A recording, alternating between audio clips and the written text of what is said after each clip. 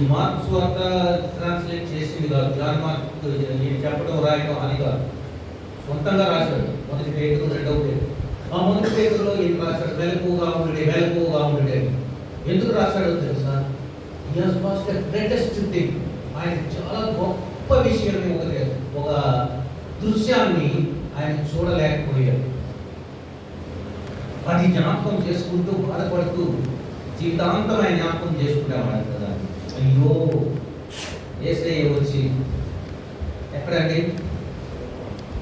గెత్సేమనే తోటలో నా కోసం మెలకువగా ఉండి ప్రార్థన చేయండి అంటాడు. ఇప్పుడు ఈయన కూడా ఏమంటాడు? ప్రార్థన చేయండి అంటే, మెలకువగా ఉండి ప్రార్థన చేయండి అని అనుకో.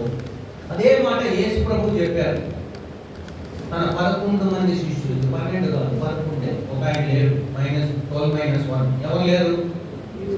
యూదా ఇస్కరియోతు లేరు. Very good. సేవకులు కాబట్టి మరి డీప్గా వెళ్ళాలి. ఓకే, మీకే తెలుసు, పై చెప్పచ్చు, లేదా డీప్గా వెళ్ళిపోయినా పర్వాలేదు, మీరు అర్థం చేసుకుంటారు. సో 11 మంది. ఈ 11 మందిలో కూడా 8 మందిని ఒక చోట ఆపాడు. దెన్ ద ఇన్నర్ సర్కిల్, పేతురు, యాకోబు, యోహాను, వాళ్ళ ముగ్గురిని మాత్రం ముందుకు రమ్మన్నారు. ఇంకొంచెం ముందు, మీరు ఇక్కడ నుండి నా కోసం ప్రార్థించి. ఏం చేశారు వాళ్ళు? నిద్రపోయారు. ఫస్ట్ టైం అయితే మళ్ళీ సెకండ్ టైం వచ్చారు. సెకండ్ టైం ఏమన్నారు? మళ్ళీ నా కోసం మీరు ఒక గడి అయినా మేల్కొని ఉండలేరా చెప్పేసి వెళ్ళిపోయాడు. ప్రార్థన చేయండి అని చెప్పి వెళ్ళిపోయాడు. మరి వీళ్ళు ఏం చేశారు? అక్కడ ఏం జరుగుతుంది? యేసు ప్రభు దగ్గర మూడవసారి అక్కడ ఏం జరిగిందో తెలుసా? ప్రభువా, నీ చిత్తమైతే ఈ గిన్నెను నా యొద్ద నుండి తొలగింపు అని ఆయన జరగబోయే వేదనను జ్ఞాపకం చేసుకుని ప్రార్థన చేస్తుంటే రక్తపు చెమటలు వచ్చాయి. దేవుని యొక్క దూత వచ్చి ఆయనకి పరిచర్య చేస్తున్నారు. ఇక్కడేం జరుగుతోంది? ఈ 3+8 నిద్రపోతున్నారు. ఈ సీన్ వాళ్ళు చూడలా, పేతురు చూడలా. దేవదూత స్వయంగా వచ్చి యేసు ప్రభుకి పరిచర్య చేసే ఒక దృశ్యాన్ని తన జీవిత కాలంలో యేసు ప్రభు దగ్గరే ఉండి కూడా నిద్రపోయినందువలన చూడలేకపోయాడు. కాబట్టి ఆయన జీవిత కాలం అంతా బాధపడ్డాడు. అయ్యో, యేసు ప్రభు చెప్పాడే, గురువు కావచ్చు, ఆత్మీయ తండ్రి కావచ్చు, ఏదైనా నన్ను మెలకువగా ఉండి ప్రార్థన చేయమంటే నేను నిద్రపోయాను. నేను అన్ని చూశాను కానీ ఆ సీన్ నేను చూడలేకపోయాను. దేవుని దూత స్వయంగా వచ్చి ఆయన పరిచయం చేసింది. ఆయన రక్తపు చెమటలు వచ్చాయి కానీ నేను చూడలేకపోయాను. ఎందుకంటే నేను నిద్రపోయాను. The same thing will happen, we will lose sleep. మనం నిద్రపోతే కొన్ని ప్రాముఖ్యమైన విషయాలని మనము తెలుసుకోలేకుండా పోతాము. ముఖ్యంగా దైవ సేవకులైనటువంటి మనము అన్ని వేళలా నాట్ ఫిజికల్ స్లీప్, స్పిరిచువల్ గా మనము మెలకువగా ఉండాలి. ఏం జరుగుతుందో మనం తెలుసుకోవాలి. మన చుట్టుపక్కల ఏం జరుగుతుందో తెలుసుకోవాలి. మన పక్క సంఘాలకు ఏం జరుగుతుందో తెలుసుకోవాలి. వారి ఇబ్బందుల్లో మనం కూడా వెళ్ళి పాల్గొని అవసరమైతే మనం కూడా ప్రార్థనలో మెలకువగా ఉండి ప్రార్థనలో ఏకీభవించాలి. దట్ ఈస్ ద మీనింగ్, మెలకువగా ఉండాలి. నాట్ సింప్లీ అవేకింగ్, మేల్కొని ఉండటం కాదు. మన యవనస్తులు కూడా ఈ రోజుల్లో రాత్రుల్లో వర్క్ ఫ్రమ్ హోమ్ అని చెప్పేసి రాత్రి పూట మీద మేల్కొని ఉంటారు, పగల పూట నిద్రపోతారు. Okay, not that sleeping. ఇక్కడ వాక్యంలో చెప్పినటువంటి స్లీపింగ్, మెలకువగా ఉండండి అని చెప్పింది ఏంటంటే మీరు ఆత్మీయంగా మెలకువగా ఉండండి. ఇతర సంఘాల్లో ఏం జరుగుతున్నాయో తెలుసుకోండి. That's why it is possible fellowship. ఊరికి ఏదో నెలకు ఒకసారి పెట్టుకోలుగా ఉంటే పెట్టుకుంటున్నామని కాదు. ఇప్పుడు మీరు ఎన్ని విషయాల గురించి ప్రార్థన చేశారు, ఒకరి గురించి ఒకరు తెలుసుకున్నారు. You know something about the other church also, in what difficulties they are going on. వాళ్ళు ఏ డిఫికల్ట్ పరిస్థితుల్లో వాళ్ళు సంఘాన్ని నడిపించుకుంటూ వెళ్తున్నారు, వారికి ఉన్నటువంటి సమస్యలు ఏంటి, ఇవన్నీ మీరు ఎలా తెలుసుకుంటారు? మెలకువగా ఉంది. నేను నా సంఘం అనుకుంటే ఏమీ తెలియదు. కాబట్టి అపోస్తలుడు పౌలు ఆ రోజుల్లో వాళ్ళకి రాస్తున్నాడు, మెలకువగా ఉంటుంది. స్పిరిచువల్గా. మరి ఇంకొక విషయం కూడా మనం చూద్దాం, ఎందుకు మెలకువగా ఉండాలి అంటే మత్తయి సువార్త 24వ అధ్యాయం 42వ వచనంలో మన ప్రభువు యేసుక్రీస్తు వారు చెప్పారు మాట. కావున ఏ దినమున మీ ప్రభు వచ్చునో మీకు తెలియదు గనుక మెలకువగా ఉండుడి. మెలకువగా ఉండి, ప్రభు ఏ దినము వచ్చునో మీకు తెలియదు కనుక. ఈ రోజుల్లో చాలా మంది ప్రిడిక్ట్ చేస్తున్నారు, ఫలానా టైంకి వస్తారు, ఫలానా తేదీకి వస్తారని ప్రిడిక్ట్ చేసే వాళ్ళు కూడా ఉన్నారు. బట్ దేవుడు ఏం చెప్పాడు? యేసు ప్రభు ఏం చెప్పాడు? తండ్రికి తప్ప ఎవరికి తెలియదు, నాకు కూడా తెలియదు అన్నాడు. Indirectly to say in fact, నాకు కూడా తెలియదు, ఓన్లీ తండ్రికి మాత్రమే తెలుసు. కాబట్టి మీరు మెలకువగా ఉండండి. మీరు మెలకువగా ఉండి ఏ దినం వస్తుందో ఆ దినం, అంటే నిద్రపోకుండా ఎప్పుడు ఆ మీనింగ్ కాదు. ఒకనాడు అలా ఉన్నారు కొంతమంది. ఆదిలో యేసు ప్రభు అపోస్తుల కార్యంలో మనం చూసినప్పుడు మొదటి అధ్యాయంలో యేసు ప్రభు ఆరోపణమైనప్పుడు ఈ గలిలీలో ఉన్నటువంటి వాళ్ళు శిష్యులు ఇలా చూస్తూ ఉన్నారు ఆయన. అప్పుడు దేవదూత ఏమనిందండి? ఓ గలిలీయులారా, ఎందుకు మీరు అలా తేరి చూస్తున్నారు? ఇప్పుడు ఎలాగైతే ఆరోపణమయ్యాడో అదే విధంగా ఆయన మరలా రాబోతున్నాడు అంటే, అప్పుడు వీళ్ళు ఏం అర్థం చేసుకున్నారంటే, ఓ ఇప్పుడు ఇట్లా పైకి వెళ్ళాడు, ఇంకొచ్చేపటికి ఇలా ఇంటికి వస్తాడు అని మళ్ళీ చూస్తా కూర్చున్నారు. కానీ యేసు ఏం చెప్పాడు? మీరు యెరూషలేము విడిచి వెళ్ళక మీరు యెరూషలేములో ఉండి కనిపెట్టి ప్రార్థన చేయండి. 8వ వచనంలో ఉండాలి. అపోస్తలుల కార్యం 1వ అధ్యాయంలో మీరు పరిశుద్ధాత్మ శక్తిని పొందుకుంటారు, ప్రార్థన చేయమని చెప్పారు. వాళ్ళు ఆ మేడగదిలో 120 మంది ప్రార్థన చేసినప్పుడు 15 భాషల్లో మాట్లాడారు. ఎన్ని భాషల్లో? 15 భాషల్లో మాట్లాడారు. సరే, నేను తోమ ఎందుకు వచ్చాడు? మన దేశానికి తోమ వచ్చాడు. నేను మిమ్మల్ని ఆ ప్రశ్న అడుగు, తోమ ఎలా వచ్చాడు అంటే, ఆ 15 మంది 15 భాషల్లో మాట్లాడినప్పుడు ఒకరు కేరళ మాట్లాడారు, మలయాళం మాట్లాడినప్పుడు అక్కడ ఉన్న వాళ్ళు విని మా భాష మాట్లాడుతున్నాడు ఈయన అని చెప్పేసి తర్వాత వెళ్ళి పేతురు యోహాను ఒక యాకోబుతో మాట్లాడి ఆయన మా భాష మాట్లాడాడు కాబట్టి మా దగ్గరికి పంపించండి, మా హిందూ దేశానికి పంపించండి అని చెప్పి తీసుకొచ్చారు. అది జరిగిన విషయం మన దేశానికి. అంటే ప్రభు అయిన యేసుక్రీస్తు వారి దృష్టిలో మన దేశం కూడా చెప్పండి కంప్లీట్ ఉంది. హిందూ దేశానికి సువార్త అందించాలని ఆనాడే ప్రభు అయిన యేసుక్రీస్తు వారు ఒకానొక శిష్యుని ఏర్పాటు చేసుకున్నారు. ఆ శిష్యుడు ఆ మేడగదిలో 120 మంది ఉన్న గదిలో 15 భాషల్లో మాట్లాడేటప్పుడు ఒక్క భాషలో ఆయన మాట్లాడారు. రాగలిగారు. ఆ 120 మంది మేడగదిలో నిద్రపోలేదు, ప్రార్థన చేశారు. ఏక మనసుతో ఎడతెగక ప్రార్థన చేశారు కాబట్టి దేవుని కార్యం జరిగింది. ఈనాడు మనం కూడా మన సంఘాల్లో ఎక్కువ సమయం ప్రార్థనలో గడపాలి. మెలకువగా ఉండడం అంటే అది ప్రార్థనలో గడపాలి. సో మొట్టమొదటి పాయింట్ మీకు చెప్పాడు. ఇంకా వెళ్ళాలంటే లోపలికి వెళ్ళొచ్చు కానీ ఓకే. సరే, ఇంకొక విషయం కూడా చెప్తాను. పాత నిబంధనలోనే నెహెమ్యా జ్ఞాపకం చేసుకుంటూ జస్ట్ నెహెమ్యా యెరూషలేము యొక్క ప్రాకారాలను కట్టారు. పరిస్థితులు ఎలా ఉన్నాయి? శత్రువులు ఎప్పుడైనా రావచ్చు, అటాక్ చేయొచ్చు. కాబట్టి వాళ్ళు ఏం చేశారు? ఒక చేతితో థ్యాంక్ యూ సిస్టర్ ఒక చేతితో ఆయుధం ధరించి ఒక చేతితో పనిచేశారు.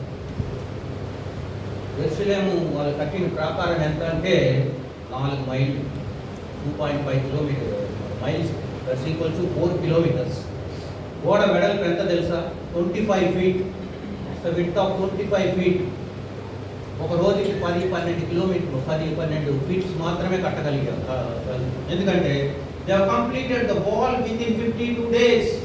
52 రోజుల్లో ఆ ప్రాకారాన్ని కట్టి ముగించారు. ఒక చేత్తో ఆయుధాన్ని ధరించి ఒక చేత్తో పని చేసుకుంటూ. నిద్ర వస్తుందా? నిద్ర వస్తుందా? మెలకువగా ఉంటారు. మరి పని చేసుకుంటూ ఉన్నారు. కాబట్టి 52 రోజుల్లో కట్టి ముగించారు నెహెమ్యా కాలంలో. కాబట్టి ఈ రోజులో మనం కూడా ఒక చేతితో కత్తి అంటే ఏంటి? మన కత్తి ఏంటి చెప్పండి? Very good. మన చేతితో ఈ కత్తి వాక్యం అనే 2 అంచుల గల ఖడ్గాన్ని మనం ధరించి మన పని మనం చేసుకుంటూ ఈ ఖడ్గం ఎప్పుడు మన దగ్గర ఉండాలి. పర్వాలేదు, ఇప్పుడు రాళ్ళని పక్కన పెట్టకూడదు. వాక్యం ఎప్పుడు నీ దగ్గర ఉండాలి. కాబట్టి ఆ దినాలు నెహెమ్యా కాలంలో వారు ఆయుధం ధరించి పనిచేసి 52 రోజుల్లో ముగించారు. మెలకువగా ఉన్నారు. పాత నిబంధన. ఓకే, మరి రెండవ పాయింట్ ఇక్కడ ఏం రాయబడినామా? విశ్వాసమందు నిలకడగా ఉండుడి. దేంట్లో? విశ్వాసమందు. ఏ విశ్వాసము? విశ్వాసం 2 రకాలు. అదేంటంటే విశ్వాసం ఒకటే కదా. ప్రభు అయిన యేసుక్రీస్తునందు నేను విశ్వాసం ఉంచాను, నేను నమ్మాను, ఆయన నా కోసం వచ్చాడు, చనిపోయాడు, సిలువ వేయబడ్డాడు, పాతి పెట్టబడ్డాడు, తిరిగి లేచాడు, మరలా వస్తాడు. ఇది ఒక విశ్వాసం. ఈ విశ్వాసం మన ఎవ్వరిలో మారదు, ఎవ్వరిలో కూడా మారదు. ఈ విశ్వాసం మారదు. This is constant. ఇది పర్మనెంట్. ఈ విశ్వాసం. మరి ఏ విశ్వాసం? ఇంకొక విశ్వాసం ఉంది చూసారా? అది ఫ్లక్చువేట్ అవుతా ఉంటుంది, హెచ్చు తగ్గులు అవుతుంది. మన జీవితంలో మన దేవుని మీద విశ్వాసం ఉంచాం. ఏదైనా వచ్చినా ఆయన ప్రార్థన చేస్తాం. ఒక కష్టం వచ్చినా, శ్రమ వచ్చినా, బాధ వచ్చినా, ఇరుకులు ఇబ్బందులు ఏది వచ్చినా దేవుని దగ్గర మొరపెట్టుకుంటాం. మొరపెట్టుకున్న తర్వాత మన మనసులోనే జరుగుతుందా జరగదా, జరుగుతుందా జరగదా. ఈ విశ్వాసం కొంచెం ఫ్లక్చువేషన్ అవుతూ ఉంటుంది, తగ్గుతూ ఎక్కుతూ మీటర్ మారుతూ ఉంటుంది. ఆ విశ్వాసం గురించి చెప్తున్నాడు. ఆ విశ్వాసంలో మీరు నిలకడగా ఉండండి. ఓ కొరింథీ సంఘస్థులారా, ప్రభువైన యేసుక్రీస్తునందు విశ్వాసం ఉంచారు, అన్యులుగా నుండి ఇప్పుడు ప్రభువును అంగీకరించి లోపలికి వచ్చారు. లోపలికి వచ్చిన తర్వాత ఇప్పుడు మళ్ళీ బయట ఉన్న పరిస్థితులను బట్టి మరలా మీరు మారటం ఎందుకు? మళ్ళా మీరు అలా ఒకవేళ జరుగుతుందా? వాళ్ళకి అలా వేరే విధంగా చేసుకుంటున్నారు కదా, మనం కూడా అలా చేసుకోవచ్చు కదా అని చెప్పేసి కొన్నిసార్లు వారు నమ్మిన విశ్వాసాన్ని నుంచి తొలగిపోయే ప్రమాదం ఉందని గుర్తించి ఈ పత్రిక రాసి లాస్ట్ చివరిలో విశ్వాసమందు నిలకడగా ఉండుడి. విశ్వాసంలో కూడా నిద్రపోవద్దు. విశ్వాసం ఉంది, ఏది? యేసు ప్రభువు నమ్మాను. ఆ విశ్వాసంలో ఏం ఎడబాటు లేదు, తొందర లేదు, తక్కువ లేదు, 95% ఏం లేదు, 100% విశ్వాసం ఉంది. నమ్మాము, అందుకే బాప్తిజం చేసుకున్నాం. మరి ఆ విశ్వాసంలో నువ్వు బలంగానే ఉన్నావు. కానీ నువ్వు ఎప్పుడైతే ఈ విశ్వాసంలో నీ జీవితంలో జరిగే సంఘటనలో దేవుని మీద 100% ఆధారపడకుండా బయట కూడా మనం జీవిస్తున్నాం కాబట్టి బయట వ్యక్తులతో మాట్లాడతాం. బయట వ్యక్తులు మనకు అన్యులు ఎప్పుడు కూడా వారు ఇచ్చే సలహా వేరుగా ఉంటుంది, వాక్యానుసారంగా ఉండదు, వాక్యానికి విరుద్ధంగా కూడా ఉంటుంది కొన్నిసార్లు. ఇలా అయితే ఎలాగమ్మా? ఇలా అయితే జరగదు, నేను దేవుడు వచ్చి మీ ఇంటి ముందు వేస్తాడా అని మాట్లాడే వాళ్ళు కూడా ఉన్నారు. నీ విశ్వాసాన్ని బలహీనపరచడానికి సాతాను అన్యుల్ని వాడుకుంటాడు. దైవ సేవకులారా, మీరు గుర్తుపెట్టుకొని మీ విశ్వాసాన్ని బలపరచండి. మీరు అంత ఈజీగా పొరపాటు చేయలేమో కానీ మీ విశ్వాసులు తొట్టుబాటు పడటానికి చాలా అవకాశాలు ఉన్నాయి. ఎందుకంటే వారి పక్క వారిని బట్టి, వారి ఇంటి పక్క వారిని బట్టి, వారు చేసే పనులను బట్టి. కాబట్టి బీ కేర్ఫుల్. వాక్యం చేత మీరు హెచ్చరించండి. ఆదివారం రోజు వాక్యం చేత ఆత్మీయ ఆహారాన్ని వారికి అందించి వారి విశ్వాసంలో బలపరచండి. అప్పుడు వారు బలంగా ఉంటారు. మరి ఇక్కడ కూడా అదే జరిగింది. అందుకే ఈ మాట అన్నాడు, విశ్వాసమందు నిలకడగా ఉండండి. పేతురుని చెరసాల్లో వేసేశారండి. యాకోబుని చంపేశారు. ఎక్కడ? అపోస్తుల కార్యం 12వ అధ్యాయం. ఒకరిని చంపేశారు. పెద్ద యాకోబు అంటారు. హేరోదు రాజు చంపేశారు. ఈయన్ని పట్టి బంధించాడు. ఈయన కూడా చంపేద్దాం అనుకునే లోపల అది పండగ వచ్చేసింది. పండగ వచ్చింది కాబట్టి ఈయన సరే ఈయన చెరసాల్లో పెట్టారు. చెరసాల్లో పెడితే ఈయన చుట్టూ ఎంతమంది కాపులా ఉన్నారో తెలుసా?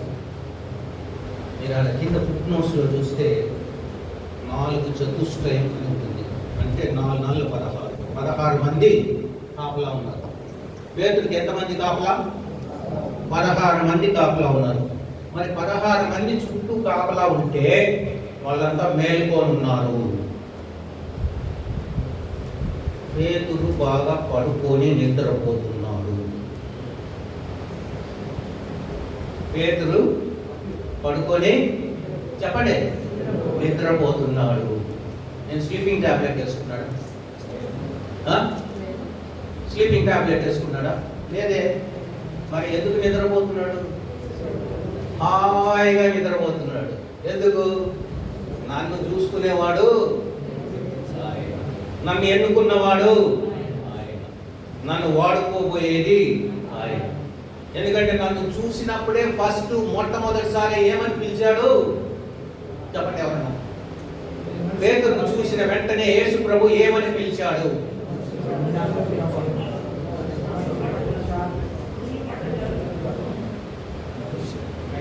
చెప్తుంటారు కానీ నాకు వినపడలేదేమో. కేఫా ఏమన్నాడు? కేఫా. కేఫా అంటే రాయి. నా సంఘాన్ని నీ మీద కడతాను. నా సంఘాన్ని నా మీద కడతానని చెప్పిన యేసు ప్రభు నాకు ఉన్నదా? నేనెందుకు 16 మంది కాదు కదా, 16,000 మంది ఇక్కడ ఉన్నా కూడా నాకేం భయం లేదు. నేను పడుకొని నిద్రపోతాను. ఏం జరిగింది? విశ్వాసంలో ఏమన్నా తొలగిపోయాడా? అయ్యో నన్ను పట్టుకున్నారు, నన్ను అరెస్ట్ చేశారు, యాకోబుని చంపేశారు, రేపు నన్ను కూడా చంపేస్తారు కాబట్టి అయ్యో ప్రభువా నన్ను విడిపించు, లేకపోతే ప్రార్థన కానీ లేకపోతే వీళ్ళ దగ్గర ఏమన్నా రిక్వెస్ట్ చేసుకున్నాడా? రోమా సైనికుల దగ్గర ఏమన్నా, హేరోదు రాజు సైనికుల దగ్గర ఏమన్నా నేను ఒప్పుకుంటాను, నేను ఇక్కడి నుంచి బోధ చేయను అని చెప్పేసి ఏమన్నా అన్నాడా? నో. మీరేమన్నా చేసుకోండి, నా దేవుడు నాకున్నాడు. విశ్వాసమందు నిలకడగా ఉంది. జైల్లో కూడా, ప్రిజన్లో కూడా మీరేమన్నా చేసుకోండి, పర్వాలేదు. రాత్రి మీకు తెలుసు మిగతా సంగతి. నైట్ ఏమైంది? దేవుని దూతను పంపి పిలిపించుకొని తీసుకొని వెళ్ళిపోయాడు. నెక్స్ట్ డే ఆయన్ని తర్వాత పండగ అయిపోయిన తర్వాత ఆయన తీసుకురమ్మంటే ఉన్నాడా? లేదు. మరి ఏం చేశాడు హేరోదు రాజు? బాగా కోపం వచ్చి ఎవరైతే కాపలా కాస్తూ ఉన్నారో ఆ 16 మందిని చంపేయమన్నాడు. అంటే ఇప్పుడు ఎవరు చచ్చిపోయారు? మేల్కొని కాపలా కాసిన వాళ్ళు చచ్చిపోయారు. విశ్వాసంలో నిలకడగా ఉన్నటువంటి పేతురు విడిపించబడ్డాడు. ప్రైజ్ ది లార్డ్, హల్లెలూయా. నీ విశ్వాసం ఆ విధంగా ఉండాలి. ఒక దైవ సేవకుని విశ్వాసం ఆ విధంగా ఉండాలి, నిలకడగా ఉండాలి. పరిస్థితి ఎలాంటిదైనా కావచ్చు. చాలా భయంకరమైన పరిస్థితి. ఆల్రెడీ చంపేశాడంటే ఎంత భయం ఉంటుందండి చెప్పండి. ఆల్రెడీ యాకోబుని చంపేశాడంటే ఇంకా రేపు మాకు నాది థర్డ్, కానీ భయపడలేదు పేరు. ఆ విధంగా ఉండాలి. ఇంకొక ఎగ్జాంపుల్ చెప్పేసి ముందుకు వెళ్తాం. ఇదే పాత నిబంధనలోనే, ఇది కొత్త నిబంధన కదా. పాత నిబంధనలో కూడా ఒక ఎగ్జాంపుల్ చూసుకున్నాం. ఇంకో ఆయన కూడా జైల్లో వేశారండి.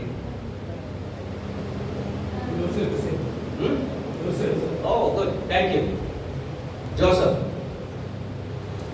జోసఫ్ దర్శనం వచ్చిందా రాలేదా? వచ్చింది. ఏమని వచ్చింది? ఫస్ట్ టైం ఏమో మీ పనులన్నీ నాకు మాత్రమే నిలబడి ఉంటుంది అని తల్లిదండ్రులకు అన్నదమ్ములు కోపం వచ్చింది. తర్వాత వాళ్ళకు కూడా అంటే మేము కూడా నీకు నమస్కరిస్తామా అని చెప్పి వాళ్ళకు కూడా కోపం వచ్చింది. మరి ఆ తల్లిదండ్రులు అన్నదమ్ములు కోపం వచ్చినప్పుడు వాళ్ళు అమ్మేశారు మిద్యానీయులు. గుంటలో వేశారు. అక్కడి నుంచి పోతీఫర్ ఇంటికి వెళ్ళాడు. పోతీఫర్ ఇంటి నుంచి జైలుకి వెళ్ళాడు.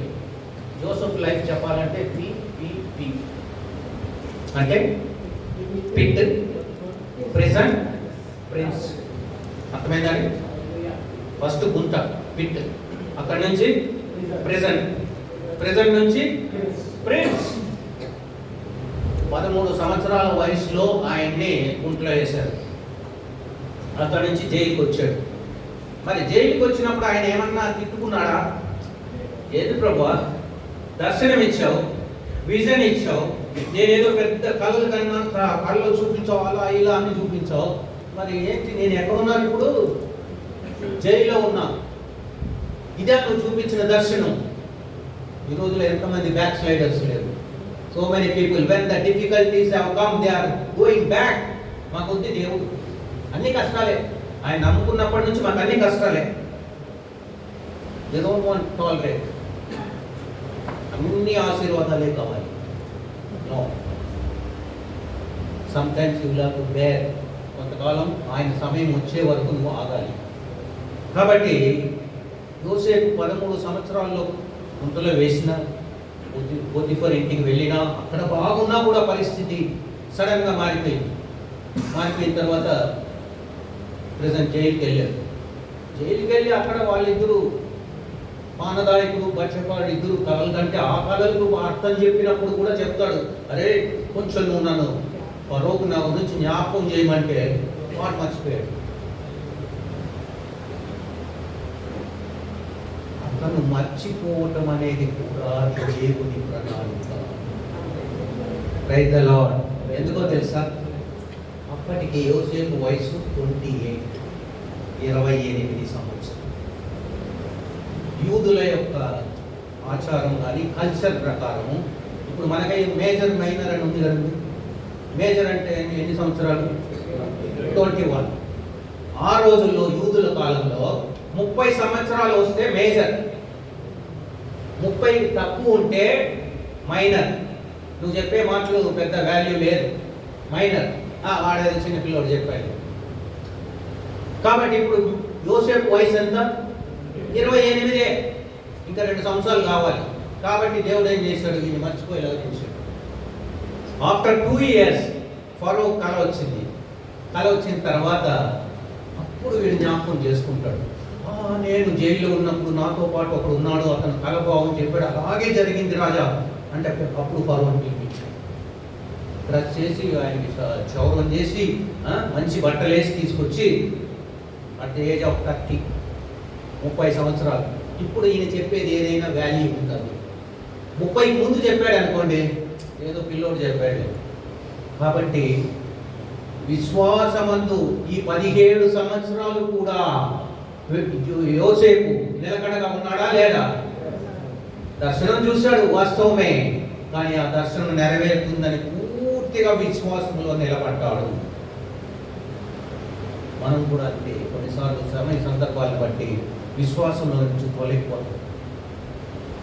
పరిస్థితిని బట్టి, సందర్భాన్ని బట్టి, సమయాన్ని బట్టి. ఇప్పుడు ఇలా చెప్తేనే పని అవుతుందంటే దానికి వాక్యం పర్వాలేదు, దేవుడు క్షమిస్తాడు. మన దేవుడు క్షమించే దేవుడు.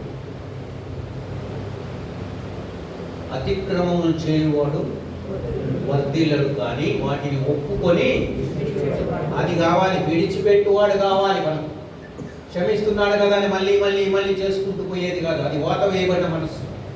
అలా కాకుండా క్షమించినాడు కదా అని ఇంకా దాన్ని అక్కడితో వదిలిపెట్టాయి. ప్రెజెంట్ ఉన్నప్పుడు కూడా, జైల్లో ఉన్నప్పుడు కూడా ఇద్దరు క్యారెక్టర్లు చూపిస్తాను. కొత్త నిబంధనలో పేతురు, పాత నిబంధనలో యోసేపు. ఏమాత్రం కూడా భయపడదు, విశ్వాసంలో నిలకడగా ఉన్నారు. సో రెండో పాయింట్ ఏం చూసుకున్నామమ్మా? మెలకువగా ఉండుడి, విశ్వాసమందు నిలకడగా ఉన్నారు వాళ్ళు. ఇంకొక ఏం సార్ అంతా మొగోల్ని చూపిస్తున్నారు, మాకు విశ్వాసం లేదా సిస్టర్స్కి, మేమంతా ఏమంత తక్కువనా, మేము లేకపోతే అసలు వాళ్ళ బట్టలు తెల్లగా ఉండవు. అమ్మా సిస్టర్స్ మీకు చెప్తున్నాను, విశ్వాసంలో ఒక సందర్భంలో అబ్రహాము కంటే గొప్పవారు. ఏ సందర్భమో తెలుసా? మీరు ఎప్పుడైనా మీతో ఎవరైనా మాట్లాడితే ఆ సందర్భాన్ని గుర్తు చేయండి. అబ్రహాము విశ్వాసమునకు తండ్రి, ఎందుకంటే అనేక కార్యాల్లో ఆయన విశ్వాసాన్ని కనపరిచాడు. ఒక్క విషయంలో అబ్రహాము కంటే ఎక్కువ విశ్వాసాన్ని కనపరిచింది ఒక స్త్రీ. ఆమె పేరు రాయబడలేదు. ఆమె ఎక్కడ ఉంటుందంటే పాత నిబంధనలో ఉంటుంది. షూనేమీయురాలు. ఆమె ఎవరు? షూనేమీయురాలు. ఎందుకంటే అబ్రహాము దేవుడు తనకైన ఒకగానొక కుమారుని బలిగా ఇమ్మని చెప్పినప్పుడు ఇస్సాకుని, తాను ప్రేమించే కుమారుని తీసుకొని వెళ్ళాడు. మధ్యలో అడిగినప్పటికీ కూడా దేవుడే చూసుకుంటాడు. యెహోవా ఈరే అన్నాడు, యెహోవా రాఫా అన్నాడు, ఏదో మొత్తానికి వెళ్ళిపోయాడు. బలిపీఠం మీద కట్టేశాడు. కత్తి పైకెత్తినప్పుడు పిల్లవాడు ప్రాణంతో ఉన్నాడా, చనిపోయాడా? నా కోసం ఆన్సర్ చెప్పండి. అబ్రహాము కత్తి పైకెత్తినప్పుడు బలి అర్పించడానికి అబ్రహాం యొక్క కుమారుడైన ఇస్సాకు చనిపోయాడా బలి ప్రాణంతో ఉన్నాడా? వెరీ గుడ్, ప్రాణంతో ఉన్నాడు. ఇప్పుడు రండి, 2వ రాజులు 4వ అధ్యాయం 20వ వచనం చదవండి. 2వ రాజులు 4వ అధ్యాయం. వాడు ఆ బాలుని ఎత్తుకొని వాని తల్లి యొద్దకు తీసుకొని పోయెను. పిల్లవాడు మధ్యాహ్నము వరకు తల్లి తొడ మీద పండుకొని ఉండి చనిపోయెను. పిల్లవాడు చనిపోయాడు. అబ్రహాం యొక్క కుమారుడైన ఇస్సాకు చనిపోలేదు, ఇంకా బలిపీఠం మీద కట్టబడ్డాడు, కత్తి పైకెత్తాడు, అంతవరకే సీన్. కానీ ఇక్కడ మనం చూస్తే షూనేమీయురాలు విషయంలో కుమారుడు చనిపోయెను. చాప్టర్ క్లోజ్, ఇట్స్ ఓవర్, ఇక చేసేది ఏం లేదు. కానీ ఆ తల్లి ఏం చేసిందో తెలుసా? ఎవ్వరికి చెప్పలేదు. ఇంటి తలుపులో పడుకోబెట్టేసి మంచం మీద పిల్లోన్ని వెంటనే, ఆ రోజుల్లో వాహనం గాడిది కాబట్టి గాడిద మీద తన సేవకుని తీసుకుని, నేను చెప్తే కానీ నువ్వు స్లోగా తోలదు, స్పీడ్గా తోలు, దైవజనుని దగ్గరికి వెళ్ళాలి అని చెప్పి వెళ్ళాడు. 26వ వచనం చదవమ్మా, 4వ అధ్యాయం. అదే, నీవు ఆమెని ఎదుర్కొనుటకై పరుగున పోయి నీవును నీ పెనిమిటియు నీ బిడ్డయు సుఖముగా ఉన్నారా అని అడుగుమని తన పనివాడైన గెహాజీతో చెప్పి పంపెను. ఎలీషా ఏమంటాడంటే, గెహాజీని పంపి, నువ్వు త్వరగా వెళ్ళి నీవును నీ పెనిమిటియు నీ బిడ్డయు క్షేమముగా ఉన్నారా. ఇప్పుడు ఏం చెప్పాలి చెప్పండి? బ్రదర్స్ చెప్తారా, సిస్టర్స్ చెప్తారా? ఇప్పుడు ఏం చెప్పాలి? వెరీ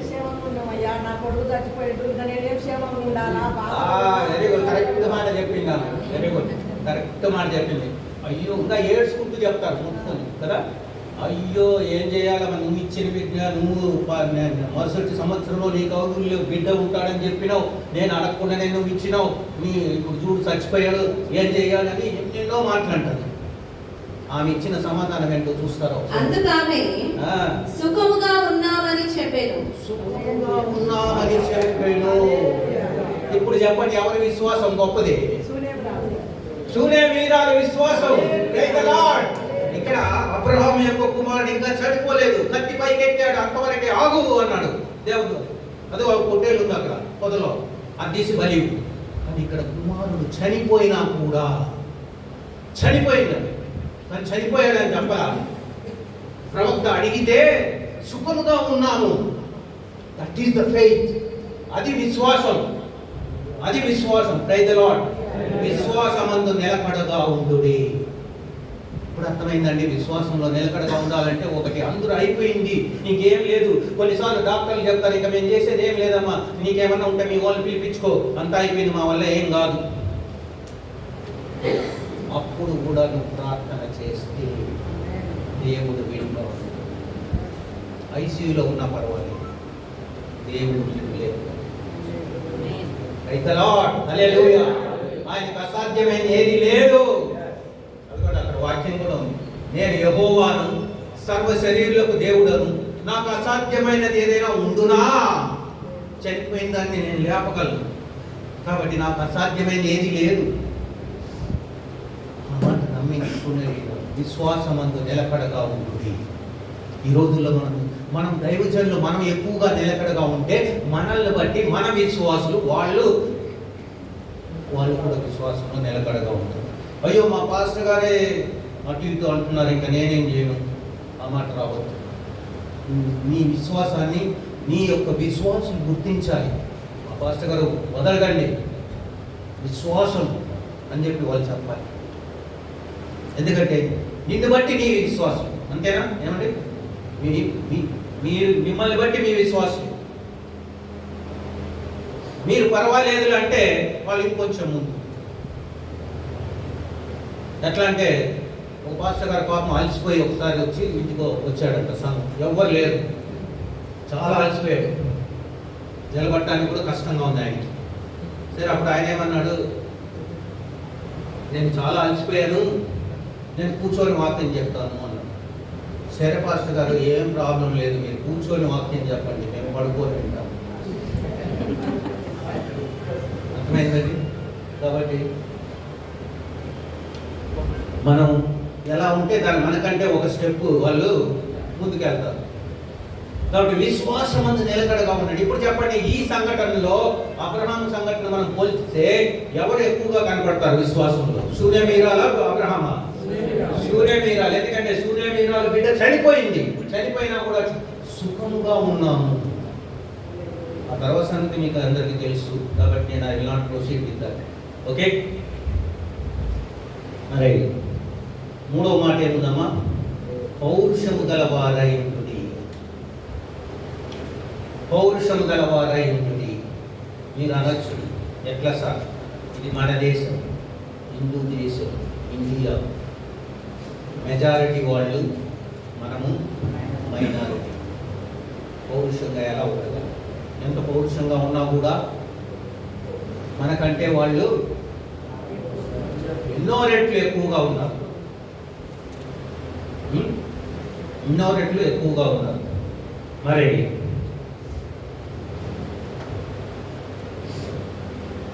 ఎవరు మెజారిటీ, ఎవరు మైనారిటీ? సంఖ్య ప్రకారం వాళ్ళు మెజారిటీ, మనం మైనారిటీ. సంఖ్య లెక్క పెడితే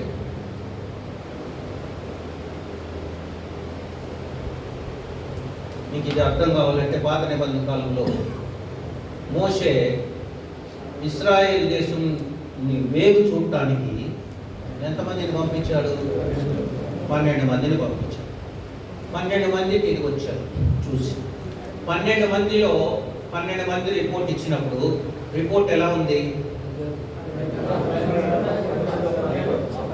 10 మంది no, we cannot go to that land, we are like just grasshoppers.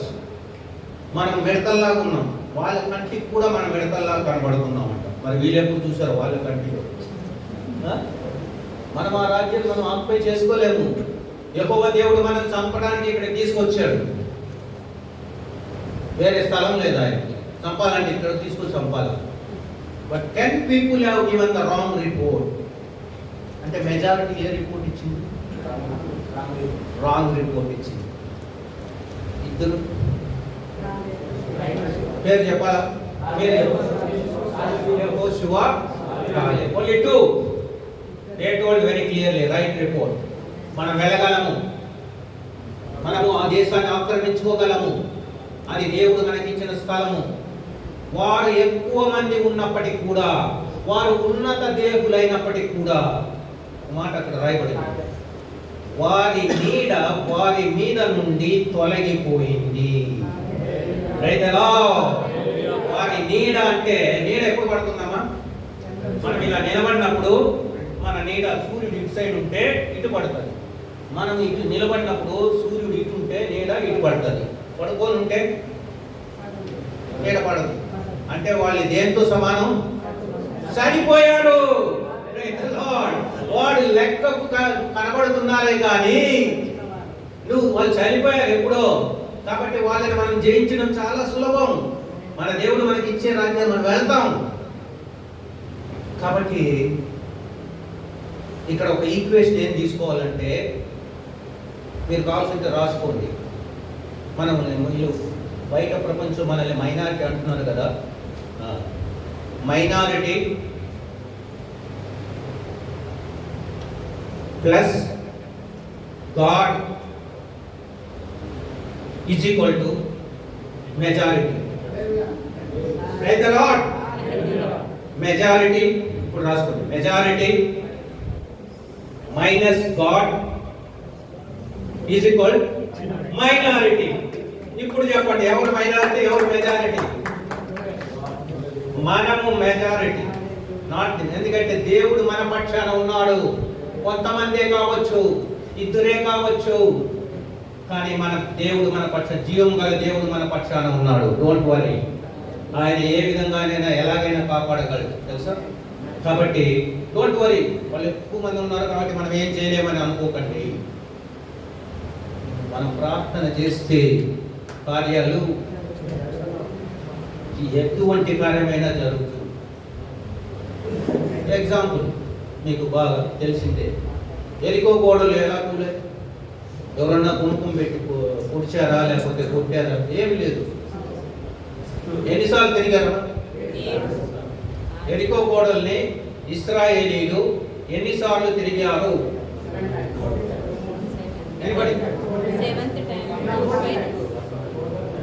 13 times.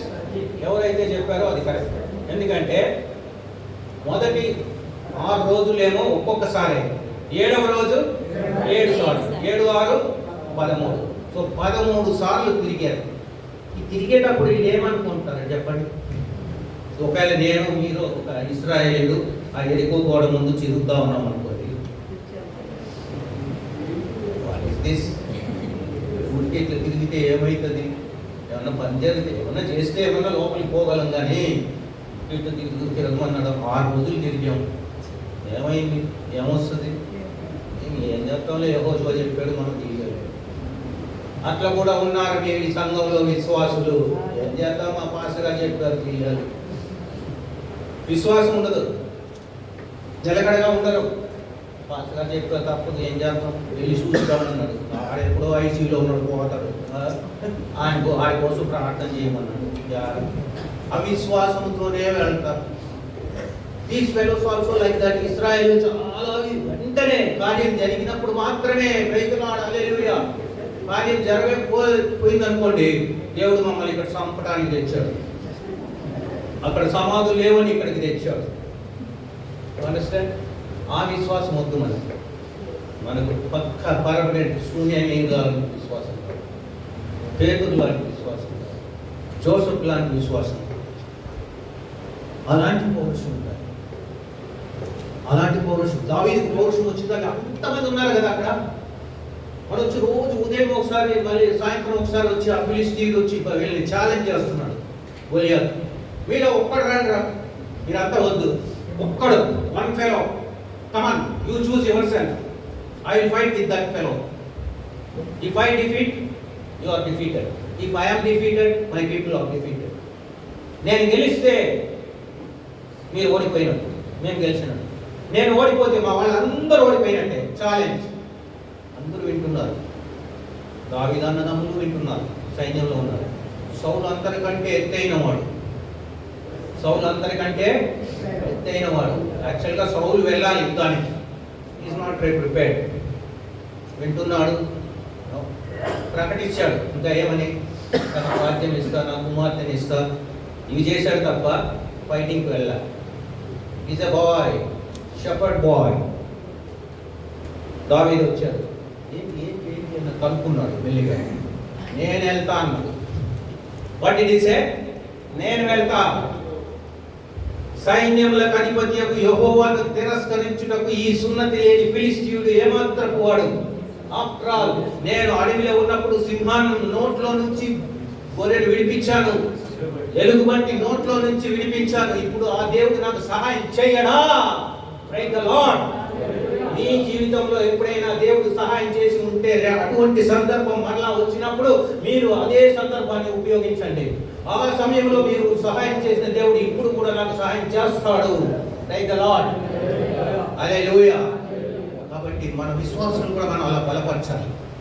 అప్పుడు నీకు సహాయం చేసినప్పుడు ఆ దేవుడు నీకు సహాయం చేయడా? కరోనాలో నీకు సహాయం చేసిన దేవుడు ఇప్పుడు సహాయం చేయడా?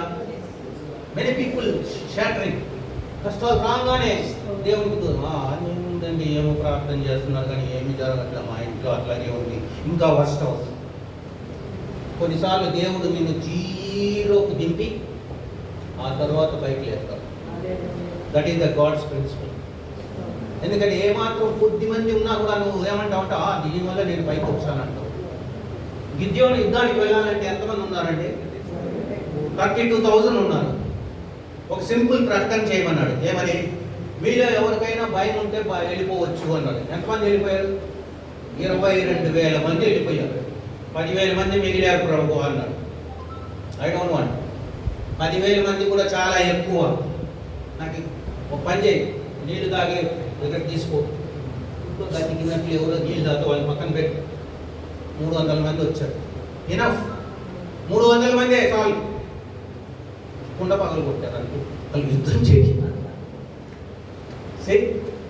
దేవుడికి అసాధ్యమైంది ఏది లేదు. కాబట్టి నంబర్ కాదు ముఖ్యం, నువ్వు విశ్వాసం, నీ విశ్వాసం. కాబట్టి పౌరుషంగా ఉంటే దేవుడు నీ పక్షాన్ని కార్యం చేస్తాడు. దావీదు ఎలాంటి వాడంటే ఒడిశలు తీసుకున్నాడు కదా, వెంట్రుక వాసి అంత వస్తువును కూడా దూరం నుంచి ఒడిశలతో కొట్టగలడు. ఇప్పుడు దావీదు గొలియాతును కొట్టాడు. కొట్టినప్పుడు ఎలా పడాలి? ఇలా ఆపోజిట్ పడాలా? ఎందుకంటే దెబ్బ ఇక్కడ తగిలింది, ఫోర్స్గా తగిలింది. ఎలా పడాలి? బ్యాక్ సైడ్ పడాలి. కానీ ఎలా పడ్డాడు? ముందుకు పడ్డాడు. అంటే ఎవరు పడగొట్టారు? యుద్ధము యెహోవాదే. Praise the lord. నువ్వు యుద్ధం చేసేటప్పుడు నీ పక్షాన దేవుడు వచ్చి యుద్ధం చేస్తాడు నీ తరపున. కాబట్టి యుద్ధం యెహోవాదే అన్నాడు ఆయన, దావీదు. కాబట్టి నీ సమస్యల్లో కూడా, నీ కష్టాల్లో కూడా, మీ సంఘస్థులు ఏదైనా శ్రమలో ఉన్నప్పుడు నువ్వు వెళ్ళి వారికి ప్రార్థన చేసేటప్పుడు వాళ్ళని ధైర్యపరచు, ప్రార్థన చేయ. అమ్మ ఏం కాదు, భయపడదు, దేవుడు నీ పక్షాన ఉన్నాడు, విశ్వాసం ఉంచు, దేవుడు నీకు నీ సమస్యను పరిష్కరిస్తాడు. నీతో పాటు నేను కూడా ప్రార్థన చేస్తాను. మీరిద్దరు కలిసి ప్రార్థన చేస్తే ఏమవుతుంది? దేవుడు ఏమన్నాడు? ఎక్కడైతే 2-3 నా నామమున ఏకీభవిస్తారో వారి మధ్యలో నేను ఉంటాను. మరి ఉన్న దేవుడు వింటాడా? వినడా? విన్న దేవుడు కార్యం చేస్తాడా? చేయడా? Praise the lord. అయిపోయింది.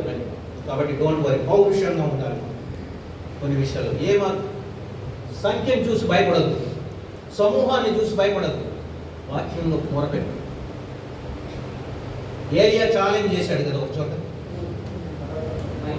ఎన్నాళ్ళు ఇట్లా మీరు 2 తలంపుల్లో ఉంటారయ్యా?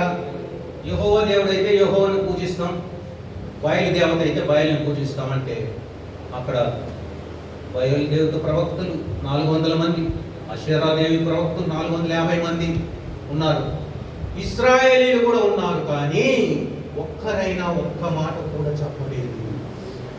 నోబడి ఓపెన్ దేర్ మౌత్, సైలెంట్గా ఉన్నారు. అప్పుడు ఏలియా ఛాలెంజ్ చేస్తాడు. కమాన్, ఛాలెంజ్ చేద్దాం, ప్రార్థన చేద్దాం. మీ దేవుడిని మీరు పిలవని, నా దేవుడిని నేను పిలుస్తాను. మరి బలిపీఠం కట్టారు, కోడెలు పెట్టారు, ఎద్దుల్ని కందకం తవ్వి నీళ్లు పోశారు, మొదటి ఛాన్స్ వాళ్ళకి ఇచ్చారు. మరి ఉదయం నుంచి మధ్యాహ్నం సాయంకాలం నైవేద్యం సమయం వరకు ఆర్భాటం చేశారు. ఏమన్నా రిప్లై వచ్చిందా? నో. సంఖ్య ఎక్కువ ఉన్నారు కానీ రిప్లై రాలా. కానీ వాళ్ళ ఛాన్స్ అయిపోయిన తర్వాత ఏలియా ఏం చేశాడు?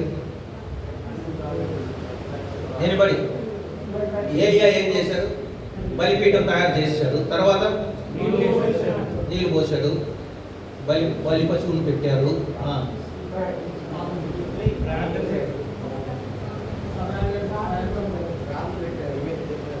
ప్రార్థన చేశాడు, అది కామన్. ఎనిబడి ఇంకొక ఛాన్స్. మోకరించెను, మోకాళ్ళుని ప్రార్థన చేశాడు. మోకరించాడు వాళ్ళందరి ముందు. నువ్వు కూడా మోకరించావు అనుకో, if you Neel down God will come down.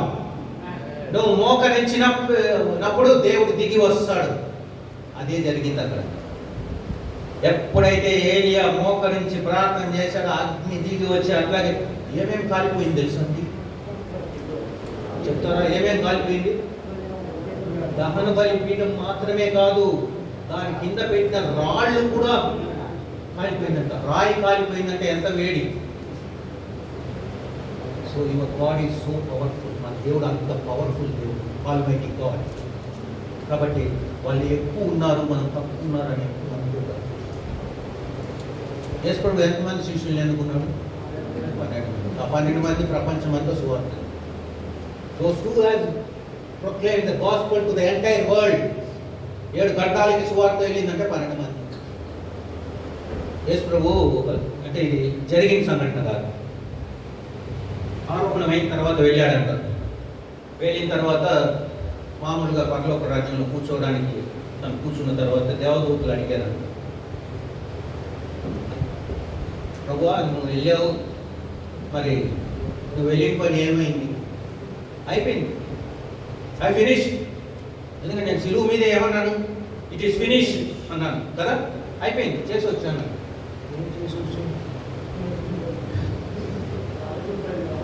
ఎంతమంది నా శిష్యులు ఉన్నారు, వాళ్ళు చూసుకుంటారు. నీ శిష్యులా? నీ శిష్యుల్లో ఒకడు ఆల్రెడీ అవుట్, ఇంకో ఆయన ఏమో నాకు తెలియదు అన్నాడు, ఇంకో ఆయన అసలు నేను నమ్మను, చేయి పెడితే కాదు నేను నమ్మను అంటాడు. వీళ్ళు ఏం పర్వాలేదు, వాళ్ళు చేస్తారు, వాళ్ళే చేశారు. హల్లెలూయా. వాళ్ళే ప్రపంచమంతా సువార్తను నలుమూలలా తీసుకొని వెళ్ళారు. మన దేశంలో మొట్టమొదటిగా ప్రభువుని అంగీకరించిన వాళ్ళు ఎవరో తెలుసా? బ్రాహ్మిన్స్. ఎట్లా? తోమ వచ్చినప్పుడు వీళ్ళు ప్రతిరోజు సో ఈయన అన్నాడంట, మీరు చేస్తే నీళ్ళు కింద మళ్ళీ పడుతుంది, నేను చేస్తాను రేపు, నీళ్ళు పైకి వెళ్తాడు అన్నాడు. అలాంటి దేవుడు ఉన్నాడు. సరే ఛాలెంజ్. నెక్స్ట్ డే ఈయన చేశాడు. నీళ్లు పైకి వెళ్ళటం మాత్రమే కాదు, ఆయన ఇలా నీళ్లు తీస్తే ఆ సముద్రంలో అక్కడ గుంటపడింది. Praise the lord. పౌరుషం కలిగి ఉండాలి. దేవుని వాక్యం బోధించే వాళ్ళకి కొన్ని చోట్ల వాక్యానుసారంగా, అనవసరమైన లోక సంబంధమైన విషయాల్లో కాదండి. నువ్వెంత అంటే నేనెంత, అది కాదు. ఉన్నారు బైబిల్లో. అందుకే ఈరోజు యావత్ ప్రపంచంలో క్రైస్తవులు ఉండటానికి కారణం ఏంటి? ఈ 12 మంది శిష్యులు. పౌరుషం. అందరూ హతసాక్షులే, అందరూ హతసాక్షులే, ఒక్కరు తప్ప. ఆయన కూడా వేశారు. ఆయన ఎట్లా వేశారు? ఎక్కడ వేశారు? నూనెలో వేశారు. వేడి వేడి నూనెలో వేశారు. వేస్తే అందరూ అనుకున్నారు అయిపోయింది, చనిపోతాడు, ఫ్రై అయిపోతాడు అనుకున్నారు. ఆయన మిరపకాయ బజ్జీలాగా తెలియదు, పద్మాస్ దీవిలో తీసుకొని పెట్టేదాన్ని. పౌరుషం. కాబట్టి ఇక్కడ ఏం రాశాడంటే బలవంతులై ఉండి, పౌరుషం గలవారై ఉండి, చివరిగా బలవంతులై ఉండు. ఏ బలం?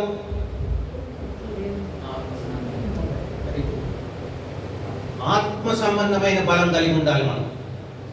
సంసోన్ లాంటి బలం కాదు. సంసోన్ బలవంతుడే. బైబిల్లో మహాబలవంతుడు ఎవరంటే సంసోనే.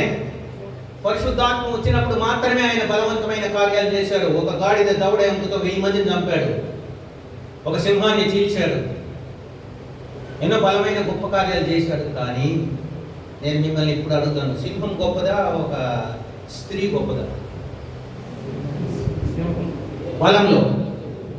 బలంలో ఒక సింహము గొప్పదా, ఒక స్త్రీకి బలం ఎక్కువ? ఒక సింహానికి బలం ఎక్కువ. ఒక సింహానికే బలం ఎక్కువ. కానీ సంసోను సింహాన్ని చంపగలిగాడు, కానీ దెలీలాను చంపలేదు. కనీసం ఆత్మను తను రక్షించుకోలేదు.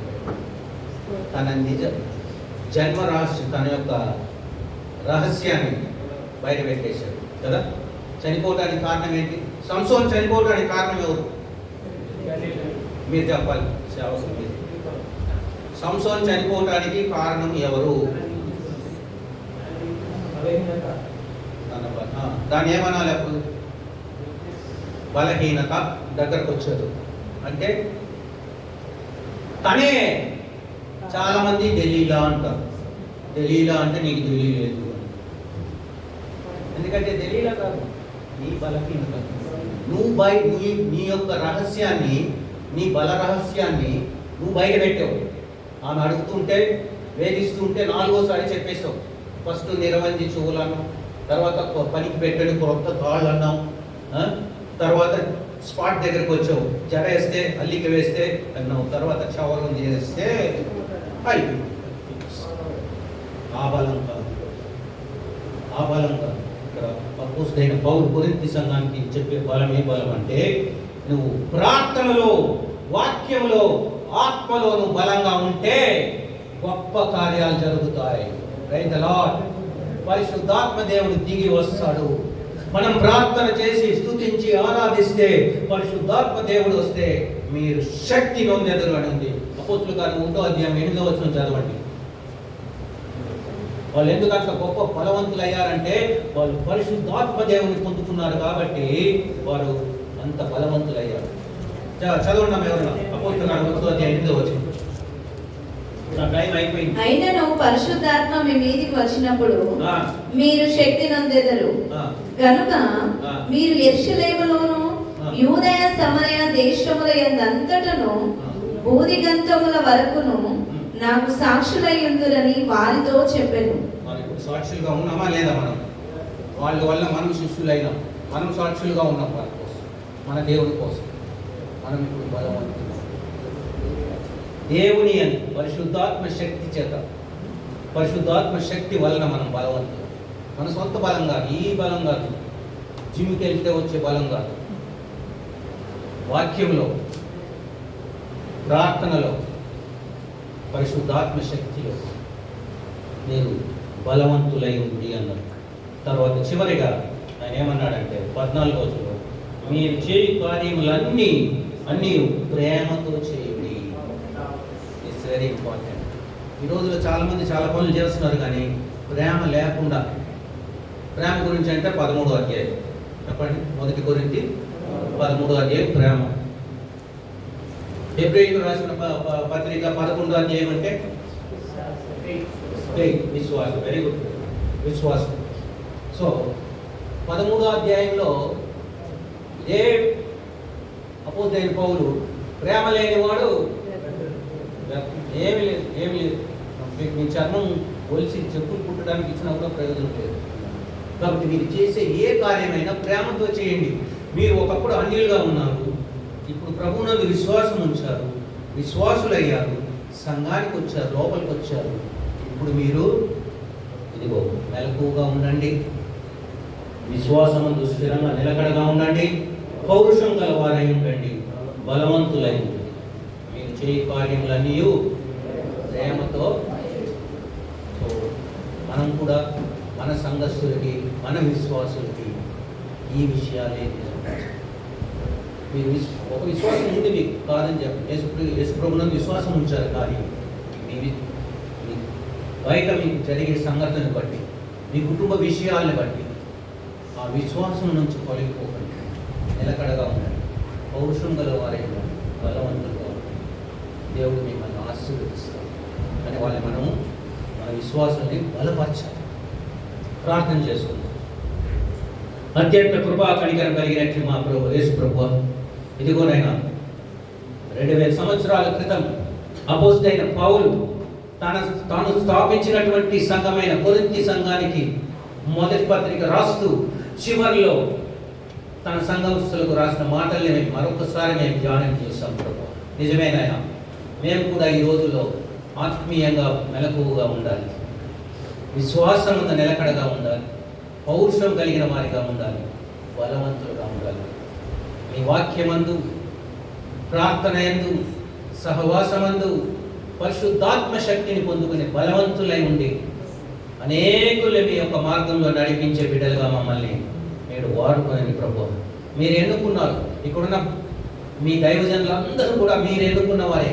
ఆయా ప్రాంతంలో పరిచర్య చేయడానికి మీరు ఎన్నుకున్నారు. మరి ప్రభు, ఆ ప్రాంతం ఎటువంటిదో, ఎంత కష్టమైనదో ఆ సంఘ కాపరికి మాత్రమే తెలుసు. ఆ ప్రదేశానికి ఆయన మాత్రమే అర్హుడు. అందుకే ఆయన్నే ఎన్నుకున్నారు. కాబట్టి ప్రభు, ఎటువంటి కష్టం వచ్చినా నిలకడగా ఉండటానికి మీరే వారికి తోడుగా ఉండి కార్యం జరిగించి, అయ్యో మేము మైనారిటీ కదా అనుకోకుండా మీరున్నారు కాబట్టి మేము మెజారిటీ. కాబట్టి ప్రభు, అద్భుత కార్యాలు జరిగించి అనేకుల్ని రక్షించుకొని మీ రెండవ రాకడకు సిద్ధపరిచే భాగ్యము దైవజనులుగా మా అందరికీ కూడా అనుగ్రహించవలసిందిగా మా ప్రభువును, మా రక్షకును, మీ ప్రియ కుమారుడైన యేసుక్రీస్తు ప్రశస్తమైన నామమున అడిగి వేడుకొనుచున్నాము తండ్రి. Amen. Praise the lord. God bless you. Thank you.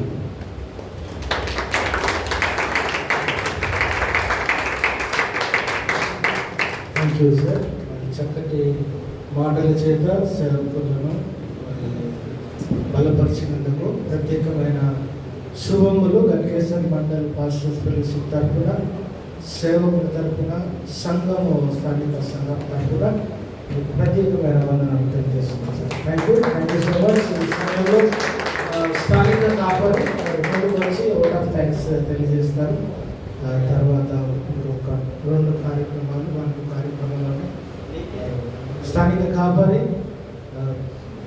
Suryaprakash గారు వచ్చి ఓట్ ఆఫ్ థ్యాంక్స్ తెలియజేస్తారు. స్తోత్రం. హల్లెలూయా.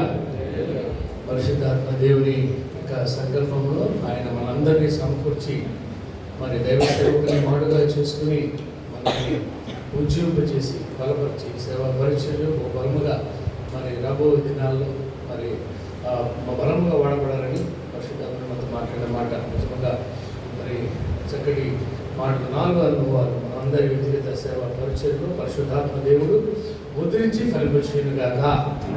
ఆమేన్. హల్లెలూయా. నిజమే. సేవ మెలకువ కలిగి మనం ఉండాలని, విశ్వాసం కలిగి ఉండాలని, మరి పౌరుషం కలిగి ఉండాలని, బలవంతులుగా ఉండాలని పరిశుద్ధాత్మ దేవుడు చెప్పిన మాటని నెమరు వేసుకొని బలం పొందుకుంటూ దేవుడు మనకు అప్పగించినటువంటి మరి బాధ్యతని నమ్మకంగా మనకి మనం అప్పగించుకుందాం. హల్లెలూయా. ఈ సమయంలో మరి వచ్చినటువంటి ప్రతి దైవ సేవకుడికి, ప్రతి దైవ సేవకురాళ్ళకి, మరి ప్రసంగికులు మరి జాండీ డోయ్ గారికి, అధ్యక్షుడు ఎఫ్రాయిం గారికి, మరి మార్టిన్ కార్యదర్శి మార్టిన్ బ్రదర్కి, అలాగే ఈ విధంగా చక్కగా జరగడానికి సహకరించిన టిఎన్పిఎఫ్ మరి ఫెలోషిప్కి, మరి ముఖ్యంగా ఇదంతా ఈ విధంగా సక్సెస్ జరగడానికి మరి రాజేష్ అన్న, రాజేష్ గారు, మరి అందరికీ కూడా హృదయపూర్వకమైనటువంటి వందనాలు తెలియపరుస్తూ ఉన్నాను. ఇది ముందు దినాల్లో ఈ యొక్క ఐక్యత అనేటువంటిది మరి ఇంకా వర్ధిల్లబోతుంది అనేటువంటిది ఒక శుభకరమైన ఆనవాళ్ళకి మనకి. హల్లెలూయా. మన ముందు మరి రాజు బ్రదర్ ఉన్నాడు పొలిటికల్గా. మరి దేవుడు ఒక శుభకరమైన ఆనవాళ్ళు, చక్కటి ఆనవాళ్ళు మనకు కనపరుస్తున్నాడు. ఇది ఇక్కడ నుంచి ఇంకా ఒక ఫుల్గా అనేక మందితో దినాల్లో కనపరచబడతా ఉంది. సారీ, మోజెస్ గారు మరి పొలిటికల్ మన టిఆర్ఎస్ లీడరు అన్న మన రాజేష్ బ్రదర్ చెప్తారు వారి గురించి. ఈ యొక్క సమయంలో వచ్చినటువంటి ప్రతి ఒక్కరికి కూడా వందనాలు తెలుపుతూ మా ప్రేమపూర్వకమైనటువంటి మరి ఆ ప్రేమ విందును మేము ఏర్పాటు చేసిన విందును మీరు స్వీకరించి మా గురించి, మా పరిచర్య గురించి మీరందరూ కూడా ప్రార్థించాలని కోరుకుంటూ ఈ యొక్క మాటలు ముగిస్తాను. సమయంలో అన్న రాజేష్ అందరికీ ప్రైజ్లో. మనమందరం కూడా మరి పాస్టర్ గారు వాక్యం అందరూ విన్నాం. మన మధ్యలో 2 నాయకులు ఉన్నారు, క్రైస్తవ ముగ్గురు. సో వారిని మనం గుర్తించాల్సిన అవసరం ఉంది. ఎందుకంటే మనం సేవకులుగా మీకు ముందున్న ఒక నాయకులుగా వాళ్ళు ఎన్నుకుంటారు, మీకు సహకారం ఉంటారు. కాబట్టి వాళ్ళు కూడా మన మధ్యలో వచ్చినప్పుడు మనం వాళ్ళని గౌరవించే అవసరం ఉంది. కాబట్టి సునీల్ గారు పాస్టర్ గారిని వాళ్ళని పిలుస్తాను. మరి విషయాలతో మరి విశ్రామం చేయాలి. వాళ్ళు కూడా 2 మాటలు మాట్లాడే అవసరం ఉంది. సో మన మధ్యలో బ్రదర్ రాజు, ఎర్ర రాజు, సిస్టర్ మాధవి గారు ముందుకు రావాలి ప్లీజ్. బ్రదర్ రాజు గారు, సిస్టర్ మాధవి వారు మరి పోచారం మున్సిపాలిటీలో మరి కాంగ్రెస్ పార్టీ అధ్యక్షురాలుగా సిస్టర్ మాధవి, అదేవిధంగా రాజు గారు కూడా మరి ఈ యొక్క బరియల్ గ్రౌండ్ ఏదైతే గట్కేశ్వర మండలం ఇది బరియల్ గ్రౌండ్ విషయం ఉందో లేదా రాజు గారు తన భుజాల మీద వేసుకొని మరి ఈ యొక్క బరియల్ గ్రౌండ్ జిఎంపిఎఫ్కి వచ్చే విధంగా వారి కృషి శ్రమ ఎంతో ఉంది కాబట్టి మన గట్కేశ్వర మండలం పాస్టర్ ఫెలోషిప్ వారిని కూడా అభినందించాలని మరి పాస్టర్ ఎఫ్ఐఎం గారు, మార్టిన్ గారు, కిషన్ గారు, సునీల్ పాస్టర్ గారు సన్మానించాలని నేను